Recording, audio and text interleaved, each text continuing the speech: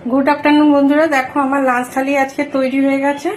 আজকে দেখো লাঞ্চ থালিতে আমি কি কি রেখেছি।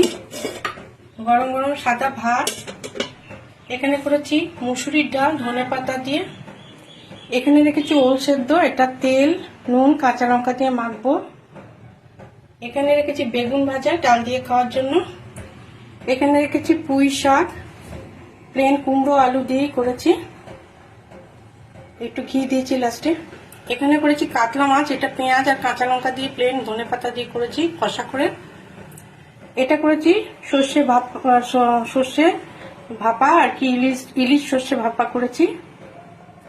এই হচ্ছে আজকে আমার লাঞ্চের মেনু। তোমরা কে কি লাঞ্চ করলে অবশ্যই ভিডিও দিও, দেখবো আমার লাঞ্চ মেনু তোমাদের কেমন লাগে অবশ্যই কমেন্ট করে জানিও। ভালো থেকো, সুস্থ থেকো, এই পর্যন্তই।